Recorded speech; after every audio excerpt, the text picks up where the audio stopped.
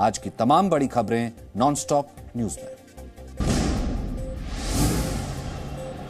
Supreme court ने हिजाब मामले में जल्द सुनवाई से इनकार किया है। याचिका में कर्नाटक हाईकोर्ट के अंतरिम आदेश के खिलाफ सुप्रीम कोर्ट से जल्द सुनवाई की मांग की गई थी। चीफ जस्टिस एनवी रमणा ने याचिकाकर्ता के वकील को हिदायत देते हुए कहा कि ऐसे मुद्दों को राष्ट्रीय स्तर पर न फैलाएं। कोर्ट ने कहा कि वो उचित समय पर मामले में दखल देगा। याचिकाकर्ता के वकील कपिल सिब्बल ने इस मामले की सुप्रीम कोर्ट में ट्रांसफर करवाने की कई दलील दी। उन्होंने हाईकोर्ट के आदेश को अनुचित बताते हुए सिख धर्म के पहनावे का हवाला दिया। सिब्बल ने कहा कि हाईकोर्ट के आदेश से संविधान से अनुच्छेद 25 का उल्लंघन हो रहा है, इसलिए सुप्रीम कोर्ट मामले में दखल देकर जल्द सुनवाई करे। चीफ जस्टिस ने कहा कि कोर्ट हाईकोर्ट के आदेश से अवगत नहीं है। वहीं सॉलिसिटर जनरल तुषार मेहता ने कहा कि अभी हाईकोर्ट का लिखित आदेश नहीं आया है। इस मामले पर कर्नाटक हाईकोर्ट में सोमवार को सुनवाई होनी है। अल्लाहू अकबर के नारे लगाने वाली मुस्कान खान ने जी न्यूज से बातचीत में कहा कि उसे देश के संविधान पर भरोसा है। हमें भरोसा है इंडियन कॉन्स्टिट्यूशन पे कि इंशाअल्लाह हमारे हक में फैसला होगा। कर्नाटक से शुरू हुआ हिजाब विवाद अब राजस्थान पहुंच गया है। जयपुर के चाकसू के एक प्राइवेट कॉलेज में छात्रा के बुर्का पहनकर पहुंचने पर हंगामा शुरू हुआ। लोगों के टोकने पर बहस शुरू हुई। मौके पर पहुंची पुलिस के समझाने के बाद मामला शांत हुआ। सीसीटीवी फुटेज में छात्रा बुर्का पहने दिख रही है। छात्रा 3rd ईयर में पढ़ती है और पिछले 2 साल से यूनिफॉर्म में कॉलेज आ रही थी। कॉलेज में 8 साल से यूनिफॉर्म कोड लागू है। महाराष्ट्र के मालेगांव में आज हिजाब डे मनाया जा रहा है। हालांकि पुलिस ने प्रदर्शन की इजाजत नहीं दी, जिसकी वजह से आयोजकों ने महिलाओं से हिजाब पहनकर ही घर से निकलने की अपील की। वहीं गुरुवार को बिना इजाजत कार्यक्रम करने के आरोप में आयोजकों के खिलाफ मामला दर्ज किया गया है। कल के सिलसिले में पावरवाड़ी पुलिस स्टेशन के अंतर्गत गुना दाखिल किया गया है आयोजकों के खिलाफ। अलीगढ़ मुस्लिम यूनिवर्सिटी के छात्रों ने विरोध प्रदर्शन किया और हिजाब लगाने के समर्थन में नारेबाजी की। कोलकाता में भी मुस्लिम महिलाओं ने कर्नाटक की छात्राओं के समर्थन में प्रदर्शन किया। श्रीनगर में भी हिजाब के समर्थन में प्रदर्शन हुआ, तो वहीं जम्मू में डोगरा फ्रंट ने हिजाब लगाने के विरोध में प्रदर्शन किया। हिजाब विवाद पर सियासत भी तेज हो गई है। यूपी के सीएम योगी आदित्यनाथ ने हिजाब विवाद पर पहली बार बयान दिया है। जी न्यूज से बातचीत में उन्होंने कहा कि देश शरीयत से नहीं, संविधान से चलेगा। देश की व्यवस्था संविधान से चलेगी, शरीयत से नहीं। यूपी के सहारनपुर में एआईएमआईएम अध्यक्ष असदुद्दीन ओवैसी ने कहा कि जो लड़कियां पहले से ही हिजाब और नकाब पहन रही हैं, उनके हिजाब नकाब पहनने से किसी के पेट में दर्द क्यों है? अरे भाई देखिए, जो लड़कियां पहले से हिजाब और निकाब पहन रही थी, अभी से पेट में दर्द क्यों हुआ? केंद्रीय मंत्री गिरिराज सिंह ने यूनिफॉर्म सिविल कोड को लागू करने की मांग करते हुए कहा कि इसी में इस तरह के मसलों का हल है। ये माहौल देख करके मेरे मन में आया कि इस सड़क से लेकर संसद तक इस पर चर्चा होनी चाहिए। एक देश एक कानून, एक देश एक चुनाव, ये सब होनी चाहिए। यूपी के कासगंज की चुनावी रैली में पीएम मोदी ने परिवारवाद को लेकर विपक्षी दलों पर बड़ा हमला किया। पीएम ने कहा कि परिवारवादियों ने सिर्फ अपनी तिजोरी भरी और गरीबों की कोई फिक्र नहीं की। पीएम मोदी ने कहा कि बीजेपी को जनता के समर्थन ने परिवारवादियों की नींद उड़ा दी है। जब गौर परिवारवादी सत्ता में थे तो सड़क वही बनती थी जहां एक परिवार के लोगों का हित होता था। बिजली वही आती थी जहां एक परिवार के लोगों का चुनावी हित सधता था। इस दौरान सीएम योगी ने भी विपक्ष पर निशाना साधा।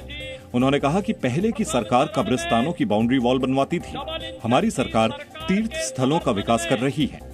काशी विश्वनाथ धाम के रूप में देश और दुनिया को एक भव्य धाम कैसे बना करके दिया जाना चाहिए, यह आदरणीय प्रधानमंत्री जी के मार्गदर्शन में डबल इंजन की सरकार ने कार्य किया है।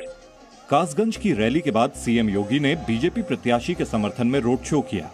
गृह मंत्री अमित शाह ने भी बरेली में पार्टी प्रत्याशियों के पक्ष में प्रचार किया। उन्होंने भोजीपुरा और आंवला में रैली को संबोधित किया। प्रधानमंत्री मोदी ने आज उत्तराखंड में एक चुनावी रैली को संबोधित किया। अल्मोड़ा के हेमवती नंदन बहुगुणा स्टेडियम में जनसभा को संबोधित करते हुए प्रधानमंत्री ने कांग्रेस पर जमकर हमला बोला।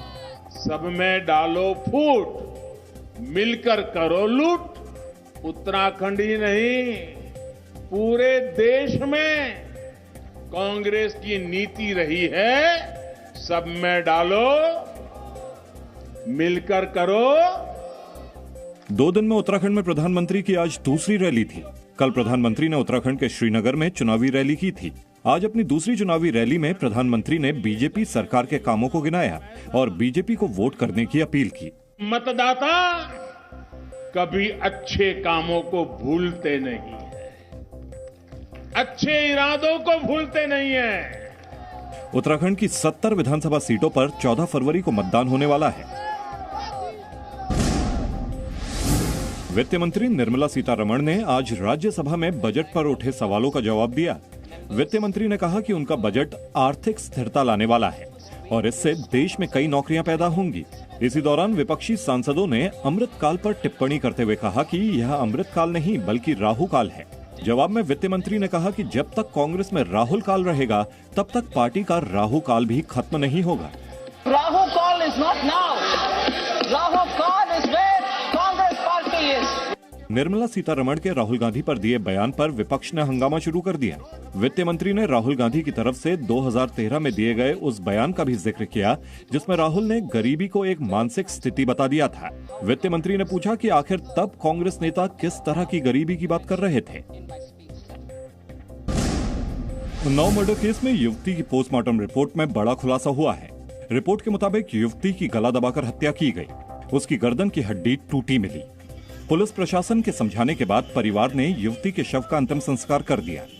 पुलिस हमारे संग ने गद्दारी की है। 1 महीना रिपोर्ट इन्होंने नहीं लिखी हमारी FIR। तब हमारे जब बच्चे दौड़े हैं लखनऊ तब रिपोर्ट लिखी गई है। मर्डर केस में समाजवादी पार्टी के मंत्री रहे फतेह बहादुर सिंह के बेटे रजोल सिंह का नाम आने के बाद से बीजेपी अखिलेश यादव पर हमलावर है। ये जघन्य अपराध है और सपा अपराधियों का एक गिरोह है। समाजवादी पार्टी के अध्यक्ष अखिलेश यादव ने कहा है कि उनकी पार्टी का आरोपी से किसी भी तरह का संबंध नहीं है। आखिरकार पुलिस ये बताए जब तहरीर दी गई थी, आखिरकार इतने दिन कैसे लगे पुलिस को ढूंढने में। आरोपी रजोल सिंह पहले से ही जेल में है। उसके साथी की निशानदेही पर युवती का शव बरामद किया गया। युवती करीब 2 महीने से गायब थी, लेकिन पुलिस तब हरकत में आई जब युवती की मां ने 24 जनवरी को लखनऊ में अखिलेश यादव की कार के आगे आत्मदाह की कोशिश की थी। जम्मू कश्मीर के बांदीपोरा में आतंकियों ने घात लगाकर सुरक्षा बलों की पेट्रोलिंग टीम पर हमला किया। आतंकी हमले में 4 जवान घायल हैं, जबकि जम्मू कश्मीर पुलिस का एक SPO शहीद हो गया है। बताया जा रहा है कि आतंकियों ने नाका पार्टी पर ग्रेनेड से हमला किया था। आतंकियों की तलाश में इलाके की घेराबंदी कर ली गई है। इस बीच घाटी के लोगों ने अलगाववादियों के मंसूबों को भी नाकाम कर दिया। पिछले कई वर्षों में पहली बार हुआ है जब 11 फरवरी को अलगाववादी संगठनों का बंद काम नहीं आया। 11 फरवरी को JKLF के संस्थापक आतंकी मकबूल भट्ट की बरसी के दिन अलगाववादी संगठनों की ओर से बंद बुलाया जाता है, लेकिन इस बार सभी दुकानें खुली रहीं। श्रीनगर में चहल पहल भी नजर आई और सड़कों पर गाड़ियों का आना जाना भी सामान्य रहा। दिल्ली के बवाना की JJ कॉलोनी की एक पुरानी इमारत के कई फ्लैट्स अचानक से गिर गए। हादसे में 4 लोगों की मौत हो गई, जबकि बचाव टीम ने 3 लोगों को मलबे से सुरक्षित निकालकर अस्पताल में भर्ती कराया।